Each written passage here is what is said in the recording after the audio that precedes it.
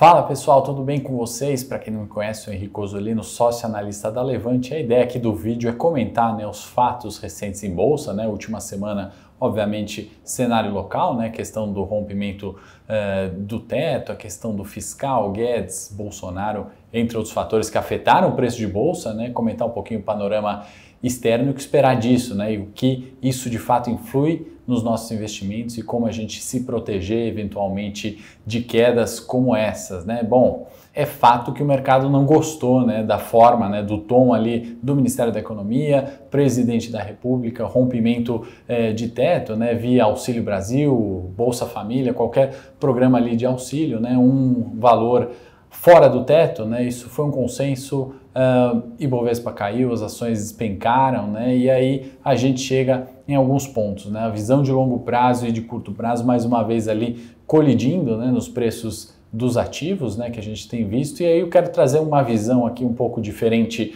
do consenso, um pouco diferente daquilo que a gente tem visto, lido nos jornais, do ponto de vista que não é uma discussão sobre o valor, sobre o rompimento do teto, não é uma questão ali que de fato o Brasil não consiga honrar as dívidas, Para isso a gente precisa voltar, por que foi implementado o teto de gastos lá atrás, Qualquer que seja o governo e corrente política, os gastos do governo na nossa democracia recente, para pegar só os últimos anos, vieram crescendo, Então chegou um ponto que se aumentasse naquele nível, isso seria insustentável, se estabeleceu o teto de gastos, a regra de ouro, que a gente sempre ouve falar, De fato, foi um limite imposto ali para que o descontrole fiscal não continuasse, as taxas de juros não explodissem e até o presente momento, a gente de fato tinha ali uma contenção, uma tranquilidade do mercado, uma vez que estava sendo respeitado isso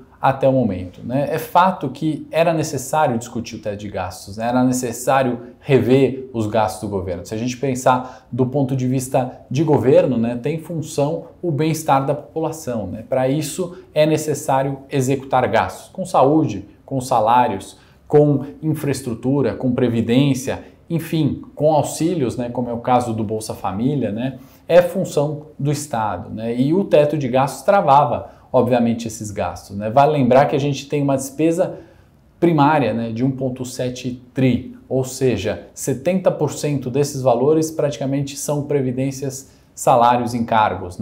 A gente está discutindo ali auxílio Bolsa Família é cerca de 2% desses gastos. Então, esse é o primeiro ponto que eu trago. Não é um fato ali que aumentou o Bolsa Família, as contas do governo de fato não vai ter como honrar, os juros precisam disparar, não é esse o ponto, não é o valor. O que o mercado questiona ali foi um rompimento de uma regra, e aí de fato o mercado começa a antecipar, se passa isso pode passar tudo, Então é um ponto de atenção. Só que o que aconteceu na própria sexta-feira, declaração, depois de algumas saídas ali, do secretário do Tesouro, braço direito do Guedes, ou seja, quem tem a chave do cofre ali saindo, abandonando o governo, nesse mesmo momento da saída, a gente teve o discurso do Guedes na tarde de sexta-feira, tranquilizou de uma certa forma o mercado, e aí os preços de fato voltaram um pouco na sexta-feira, e aí a análise técnica usa os 106 mil, 107 mil como suporte imediato.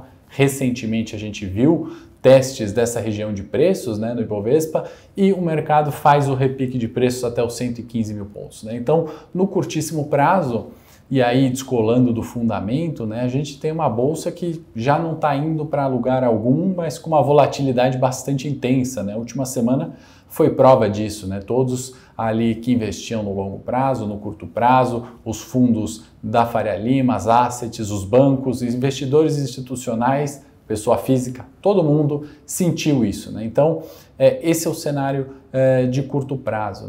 Vale lembrar que eu vou deixar um link aqui sobre estratégias, a expectativa do curto e de longo prazo, como proteger carteira. São 3 vídeos, a gente fala depois, vou deixar o link aqui para a gente saber como se proteger na carteira de investimento de longo prazo. E aí, a hora que a gente compara o Brasil com o resto do mundo, a gente está descolando de pares, como o México, Parece que a gente está se aproximando de Argentina e Venezuela, só que é um cenário fiscal muito diferente do que a gente vive aqui, né? A gente não está beirando esse abismo, né? Existe o CDS Brasil, voltou, né, que é o Credit Default Swap, ou seja, o risco do Brasil honrar as dívidas voltou a níveis de março desse ano, né, quando a Bolsa ainda estava um pouco melhor, a gente está no mesmo nível de risco, né? Então, assim, é uma situação bem diferente, a gente está descolando de pares como México, outros emergentes, né? S&P nem se fala, né? O mundo desenvolvido, S&P testou máximas, né? De fato, a gente está indo na contramão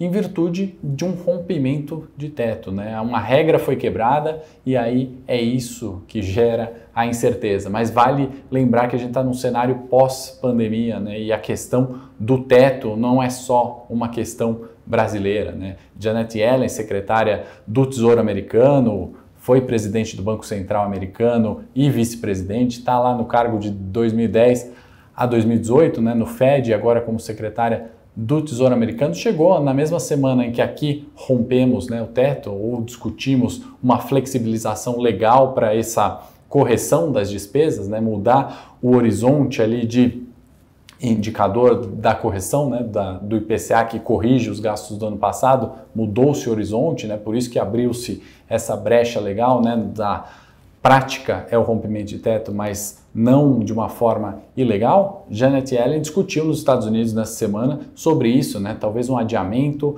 talvez romper, terminar com o teto, né? Então é uma questão de um momento específico que a gente vive, né? E a função aqui minha, obviamente, não é abordar ciência política, questões políticas nem de ideologia, mas como isso de fato afeta os investimentos, né? Seja no cenário local, seja investimentos em ações americanas, né? S&P atingindo máximas, né? Com volatilidade, seja num cenário de renda fixa, né? A gente tem isso o tempo inteiro no mercado, né? Outro dia, novamente, a gente podia falar de Joesley Day, de um impeachment de Dilma, subprime em 2008, né? Isso acontece o tempo inteiro no mercado, né? Qual que é a diferença do investidor profissional, o investidor que perdura, né? Um gestor de renome para o investidor amador, aquele que acaba saindo do mercado, abre a conta ali, fica 2 anos em bolsa e sai, né? Obviamente, é a estratégia adotada, né? O que ele faz, o que ele na prática executa, né, com esses dados. A gente tem que ter a consciência ali de que um rompimento de teto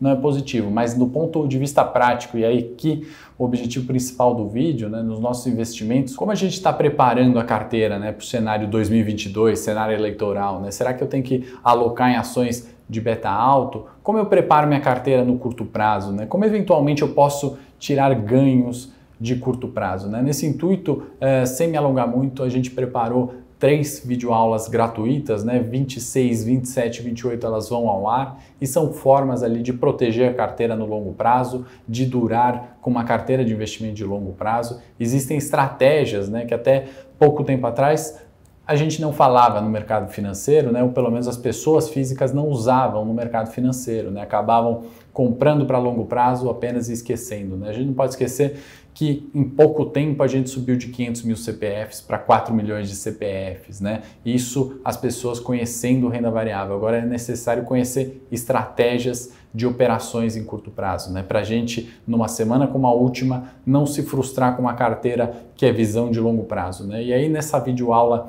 gratuita a gente coloca alguns pontos, né? A gente coloca umas questões bastante interessantes de como sempre otimizar o portfólio no longo prazo. Espero que você tenha gostado do vídeo. Se você gostou, curta, compartilhe e até o próximo vídeo.